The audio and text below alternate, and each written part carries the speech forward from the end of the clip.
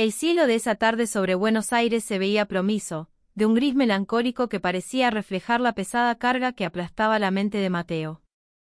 A sus 30 años, se sentía como un hombre mucho mayor, sentado en un sillón de diseño en el living de su madre, con la mirada perdida en una taza de café que llevaba ya un buen rato enfriándose sobre la mesita de caoba.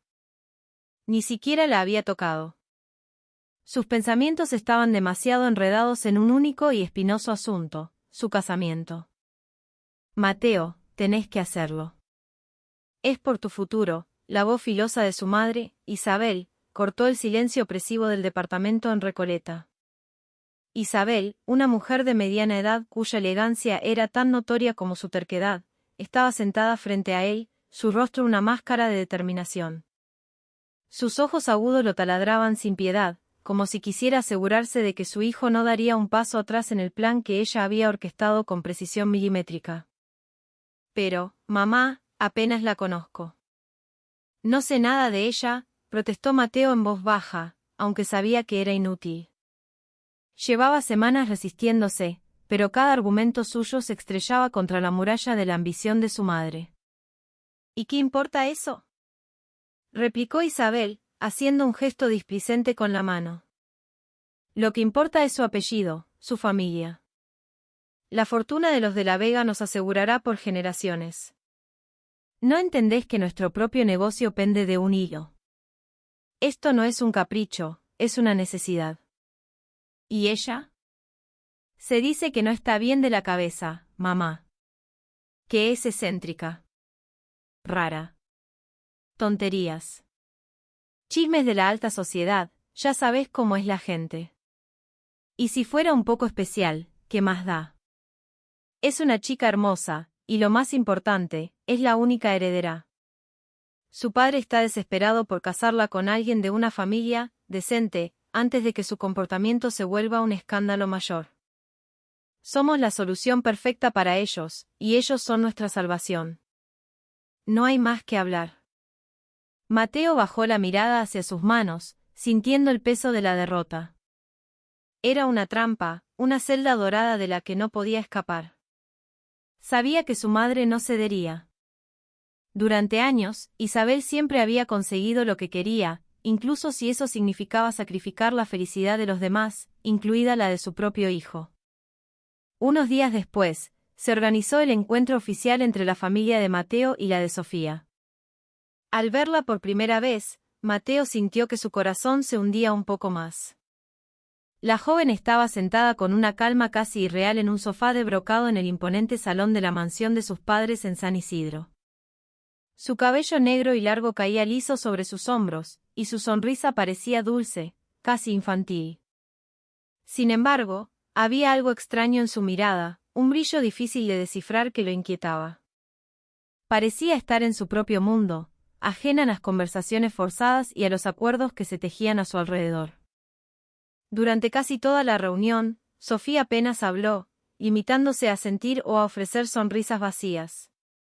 Su padre, un hombre de negocios de rostro severo y hablar calculador, llevaba las riendas de la conversación, dejando claro que el matrimonio era, ante todo, una transacción. Mateo la observaba, intentando encontrar alguna señal de la mujer con la que se suponía que iba a compartir su vida. ¿Realmente podría convivir con alguien así, alguien cuya mente parecía flotar en otro universo? Sin embargo, justo cuando la reunión terminaba, ocurrió un pequeño incidente que lo dejó desconcertado. Mientras se disponía a salir, Sofía lo miró directamente por primera vez. Su mirada fue tan penetrante que sintió como si pudiera leerle el alma. Y entonces, con una voz suave pero sorprendentemente clara, le susurró: «Vos sabés en lo que te estás metiendo». La frase resonó en su cabeza durante todo el viaje de vuelta a casa. ¿Qué había querido decir? ¿Acaso Sofía era consciente del plan de sus familias? ¿O era solo una de sus divagaciones sin sentido? La pregunta lo atormentó, sembrando una pequeña semilla de duda en el campo yermo de su resignación. La boda fue un trámite frío y desangelado. No hubo una gran fiesta en un salón de lujo, ni una ceremonia religiosa emotiva. Solo un acto austero en el registro civil de la calle Uruguay, con un puñado de familiares como testigos. Mateo, de pie junto a Sofía, se sentía rígido dentro de su traje negro. Intentó sonreír para las fotos, pero el gesto se sentía falso, una máscara para ocultar su confusión y su amargura. Sofía, por su parte, parecía serena, casi demasiado serena. Sus ojos, que antes tenían ese brillo enigmático, ahora se veían vacíos, como si estuviera presenciando un evento que no tenía nada que ver con ella. Cuando el juez los declaró marido y mujer, Mateo no sintió absolutamente nada. Era solo la firma en un papel, el cierre de un contrato. Esa misma tarde, se mudaron al departamento que la familia de Mateo había preparado para ellos. Era un piso moderno y espacioso en el corazón de Palermo, con amplios ventanales y una decoración minimalista. Pero para Mateo, el lugar se sentía frío y ajeno, un reflejo perfecto de la relación que estaban obligados a empezar. A la mañana siguiente, el primer día de su vida en común, Mateo se despertó temprano. Abrió la puerta de su habitación y encontró a Sofía ya sentada en la mesa del comedor, sosteniendo una taza de té caliente entre sus manos. La luz del alba entraba por la ventana, iluminando su perfil delicado. «Buen día», dijo él, más por costumbre que por otra cosa. Sofía levantó la vista y le dedicó una de sus sonrisas distantes. «Buen día». Y eso fue todo. No hubo más conversación. El silencio que se instaló entre ellos era denso, casi palpable. Durante los días siguientes, la convivencia se convirtió en una rutina extraña y silenciosa. Sofía a menudo hacía cosas que reafirmaban la creencia de Mateo de que, efectivamente, no estaba del todo cuerda. Una noche, la encontró en el living, conversando animadamente con un viejo oso de peluche. Cuando le preguntó qué estaba haciendo, ella simplemente sonrió y dijo: «Se llama Felipe. Es un buen amigo, siempre me escucha». Sin embargo, detrás de ese comportamiento desconcertante, algo empezó a llamar la atención de Mateo. Sofía siempre le sonreía de una manera cálida, casi tierna, a pesar de que apenas hablaban. A veces, le ofrecía ayuda sin que él se la pidiera, como la tarde en que llegó del laburo con el rostro contraído por el estrés y ella ya le tenía preparado un vaso de agua fresca. Pequeños gestos que no encajaban con la imagen de una persona completamente desconectada de la realidad. Una tarde, mientras Mateo limpiaba el balcón, la vio sentada en un sillón, con la vista perdida en el cielo. Parecía tan en paz, como si el bullicio de la ciudad a sus pies no existiera. La curiosidad pudo más que él y se acercó. «¿Qué mirás?», le preguntó. Sofía no apartó la vista de las nubes. «Son como los pensamientos», respondió en un susurro. «Siempre están cambiando, moviéndose, pero nunca dejan una huella permanente. Como nosotros, no».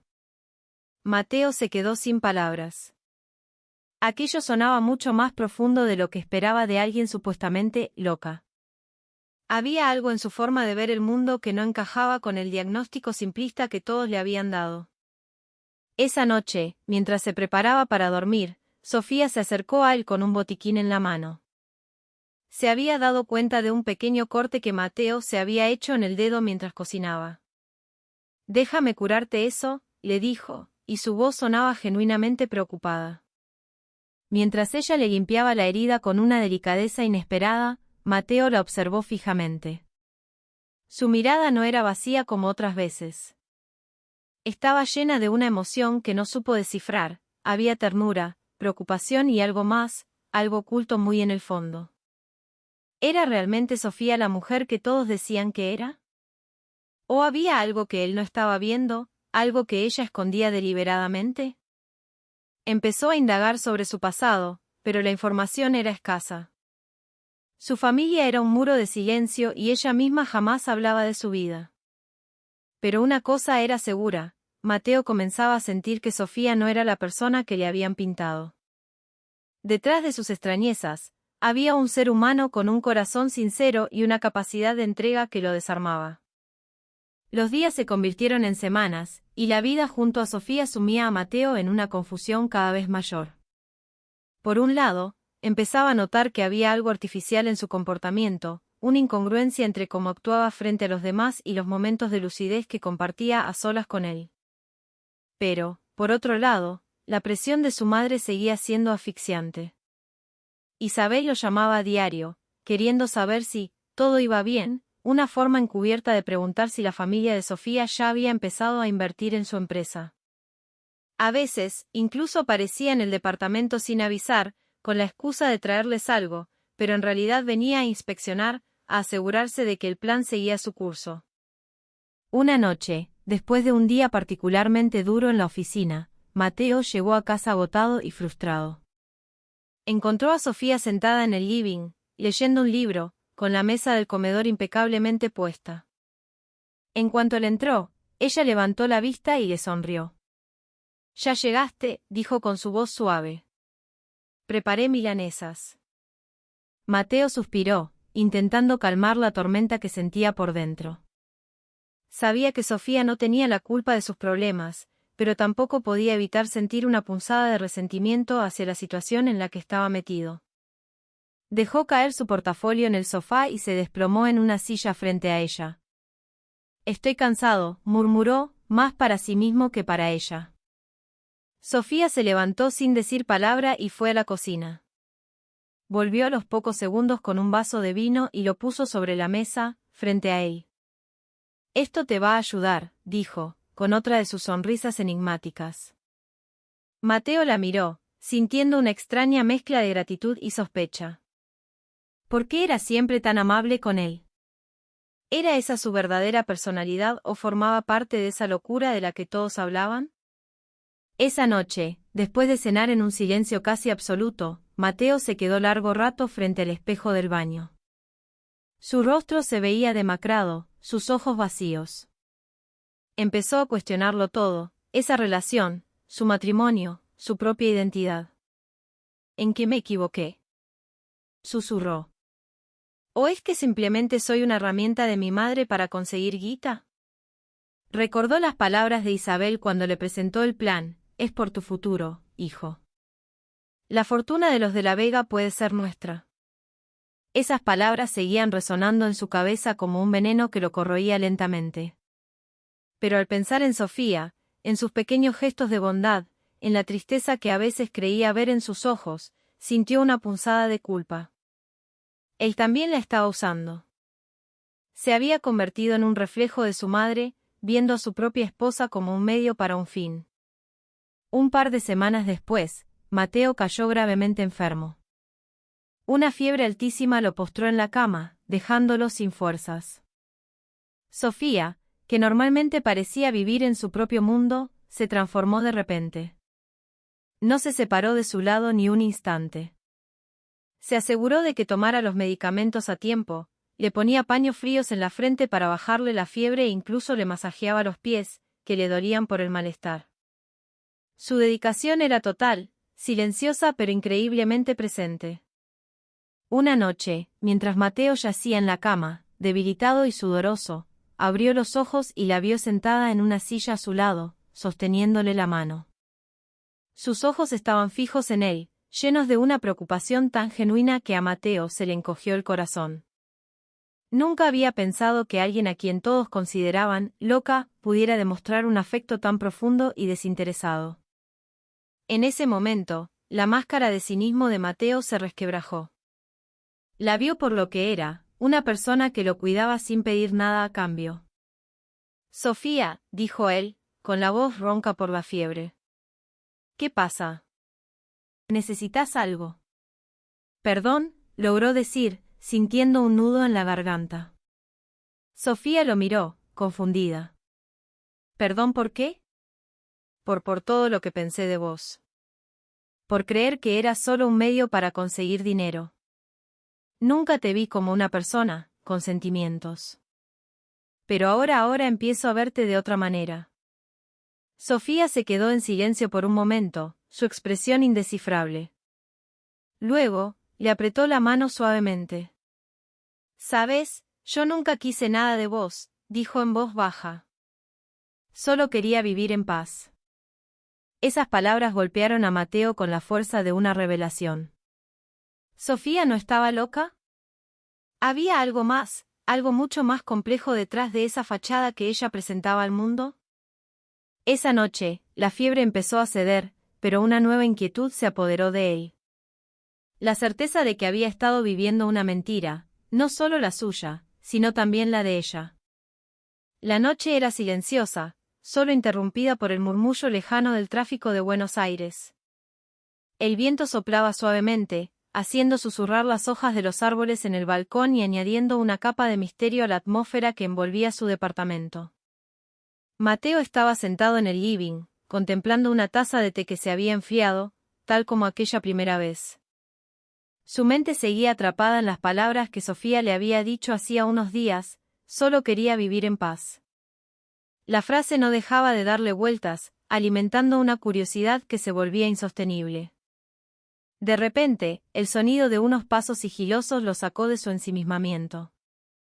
Sofía apareció desde la cocina, con otra taza de té humeante en la mano. La dejó frente a él y se sentó en el sofá de enfrente. Sus ojos parecían más intensos esa noche, cargados de una emoción que Mateo no podía definir. Mateo, dijo Sofía, su voz era un susurro, pero firme. Necesito hablar con vos. Él se giró, su curiosidad alcanzando su punto máximo. ¿Sobre qué? Sofía tomó una larga bocanada de aire y lo miró directamente a los ojos. Yo no estoy loca. La frase cayó como un rayo en la quietud de la habitación. Mateo se quedó helado, sin poder articular palabra. ¿Era una broma? Otro de sus extraños juegos.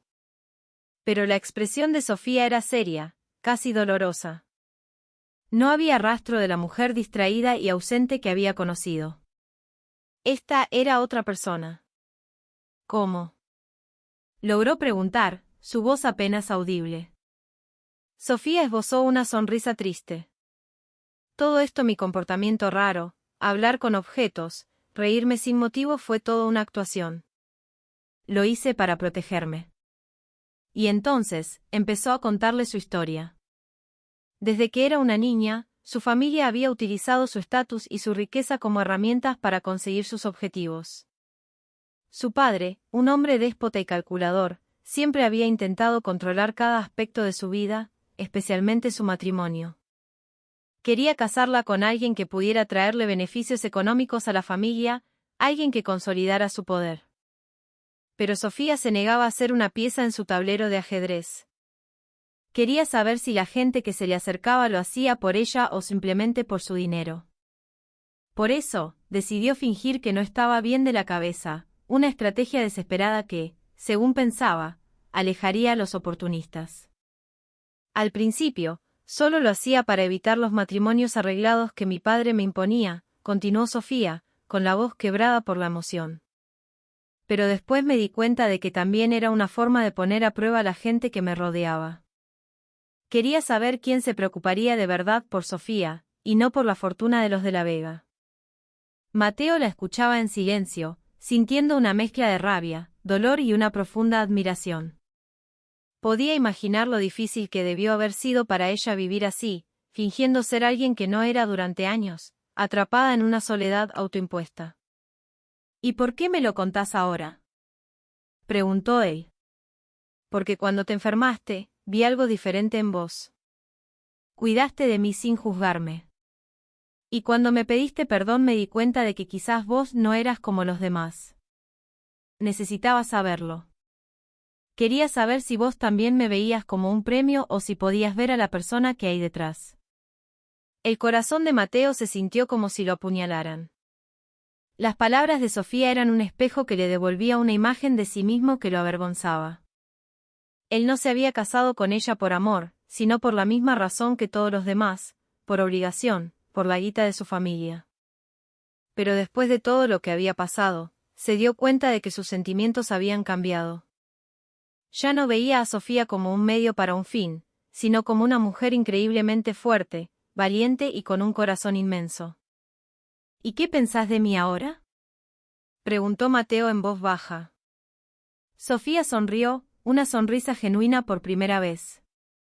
Pienso que ambos fuimos víctimas de las ambiciones de nuestras familias. Vos no elegiste esto, igual que yo. Pero ahora tenemos la oportunidad de elegir algo diferente. Mateo bajó la cabeza, abrumado por la culpa. Sofía, yo lo siento. Tenés razón, al principio yo solo veía el beneficio económico. Fui un cobarde. Ella se acercó y le tocó la mano con suavidad. Podemos empezar de nuevo, ¿no? Sin mentiras, sin presiones. Solo nosotros dos. Mateo asintió lentamente, sintiendo que, a pesar de todo el caos y el dolor, una pequeña luz de esperanza comenzaba a brillar. Se quedaron sentados en silencio durante un largo rato, simplemente mirándose, entendiéndose sin necesidad de palabras. Afuera, el sol comenzaba a despuntar entre los edificios de la ciudad, tiñendo el cielo de un color nuevo y prometedor. A la mañana siguiente, Mateo se despertó con una determinación que no había sentido en años. Mientras miraba una taza de café recién hecho, la conversación de la noche anterior con Sofía seguía fresca en su mente. Su confesión no solo había cambiado su percepción de ella, sino que había demolido los cimientos de su propia vida. Ya no veía su matrimonio como una condena, sino como una inesperada oportunidad de empezar de cero, de construir una relación real basada en la honestidad y el respeto mutuo. Pero para eso, quedaba un último obstáculo por derribar, su madre. Voy a hablar con mi mamá, le dijo a Sofía, que estaba a su lado, con una calma que le infundía valor. Tiene que saber la verdad. Sofía asintió. Voy con vos. Estamos juntos en esto. Esa misma tarde, llegaron al imponente edificio de Recoleta donde vivía Isabel. El aire se cargó de tensión en cuanto entraron al departamento. Isabel se sorprendió al ver a Sofía junto a Mateo, pero rápidamente ocultó su desconcierto tras su habitual sonrisa elegante. ¡Qué sorpresa, querido! ¿Pasó algo?, preguntó, su tono meloso pero cargado de falsedad. Mamá, tenemos que hablar, dijo Mateo con firmeza, sentándose en el sofá sin esperar a que lo invitara. Sofía se sentó a su lado, su rostro sereno pero sus ojos llenos de una fuerza tranquila. Isabel sintió que algo no iba bien. ¿De qué se trata, Mateo? Me estás asustando. Se trata de la verdad, respondió él. De la verdad sobre Sofía y sobre este matrimonio que vos arreglaste. Isabel lo miró, desconcertada, y luego lanzó una mirada despectiva hacia Sofía. ¿Qué pasa con ella? ¿Te está dando problemas? No, mamá. El problema no es ella. El problema sos vos. Y yo, por haberte seguido el juego. Sofía no está loca. Todo fue una actuación. Isabel soltó una carcajada incrédula. Una actuación. Por favor, Mateo, no seas ingenuo. No es ingenuidad, es la verdad, intervino Sofía, su voz clara y firme resonando en el salón. Lo hice para protegerme de gente como usted, gente que solo ve en mí un apellido y una cuenta bancaria. La sonrisa de Isabel se desvaneció, reemplazada por una máscara de furia helada. ¿Cómo te atreves? Basta, mamá. Estalló Mateo, su voz más fuerte de lo que nunca había sido. Ella no es la que vos pensás. Y yo no soy el títere que vos creías. Este matrimonio, este acuerdo, se acabó. No quiero la plata de su familia. No quiero nada de este arreglo. Quiero a Sofía, por quien es, no por lo que tiene. Isabel se quedó sin palabras por un instante, su rostro pálido de la conmoción. Luego, su expresión se endureció. Sos un idiota. Estás tirando por la borda tu futuro, nuestro futuro, por un capricho. No, mamá. Estoy recuperando mi futuro. El que vos me querías robar, dijo Mateo, levantándose. Nos vamos. Salieron del departamento dejando a Isabel petrificada en medio de su lujoso salón, rodeada de un silencio que gritaba su derrota. Esa misma semana, Mateo y Sofía dejaron el frío departamento de Palermo y se mudaron a un ambiente sencillo y luminoso en Villa Crespo, lejos de las presiones y la manipulación de sus familias. Por primera vez en mucho tiempo, Mateo se sintió libre. Empezó a trabajar como fotógrafo independiente, una pasión que había abandonado por la presión de seguir con el negocio familiar. Sofía, por su parte, comenzó a escribir, llenando cuadernos con poemas e historias que habían estado encerrados en su mente durante años. Su vida era más modesta, pero infinitamente más rica. A los pocos meses, empezaron a llegar los rumores. El negocio de la familia de Mateo, que dependía de la inyección de capital de los de la Vega, comenzó a desmoronarse. Sin el respaldo financiero y el prestigio del apellido de Sofía, la influencia social de Isabel se evaporó. El castillo de naipes que había construido con tanto esmero se vino abajo. Mateo y Sofía nunca se involucraron. Simplemente observaron desde la distancia, disfrutando de su nueva vida, sabiendo que esa era la mejor venganza, vivir felices, sin depender del dinero ni de la ambición de otros. El cielo de esa tarde sobre Mar del Plata era una obra de arte, teñido de naranjas y rosas que se reflejaban en el mar calmo. La brisa soplaba suave, trayendo el aroma salado del océano. Mateo y Sofía estaban sentados en un banco de madera frente a la playa, disfrutando del espectáculo del atardecer. Apenas hablaban, no necesitaban palabras para expresar lo que sentían. Bastaba con estar el uno al lado del otro, sintiendo la paz que tanto habían anhelado. Habían superado la manipulación de sus familias, el dolor del engaño y el sacrificio, y finalmente habían encontrado la armonía. Su relación ya no se trataba de fortunas ni de estatus, sino de un amor que había nacido de las cenizas de una mentira, un amor que había encontrado la verdad en el lugar más inesperado. Mateo se giró para mirar a Sofía. Su rostro, bañado por la luz dorada del crepúsculo, era lo más hermoso que había visto. Ya no veía a la chica extraña y distante del primer día. Veía a una mujer fuerte, inteligente y llena de amor. Y se dio cuenta de que el verdadero amor no venía del dinero ni de la presión, sino de un corazón sincero dispuesto a ver más allá de las apariencias. Sofía, la llamó en voz baja. Ella se volvió, sus ojos brillando con una luz suave. Quería darte las gracias, dijo Mateo, su voz más profunda de lo habitual. Me enseñaste muchas cosas. Me hiciste una mejor persona. Sofía sonrió y apoyó su mano sobre la de él. Nos salvamos el uno al otro. En los meses siguientes, su vida juntos floreció. Mateo consiguió que una galería de San Telmo expusiera sus fotografías. Sofía publicó su primer libro de poemas, que recibió excelentes críticas. Un día, Sofía le dijo que quería hablar con su padre. Se enfrentó a él, no con rabia, sino con una calma firme, explicándole que ya no tenía miedo de vivir su vida según sus propias reglas y que había encontrado la felicidad en sus propios términos. Su padre, por primera vez, pareció escucharla, aunque nunca llegó a entenderla del todo. Pero para Sofía y Mateo, eso ya no importaba. Lo que importaba era que ellos se habían encontrado a sí mismos. Una mañana soleada, meses después de su mudanza, decidieron pasear por los bosques de Palermo.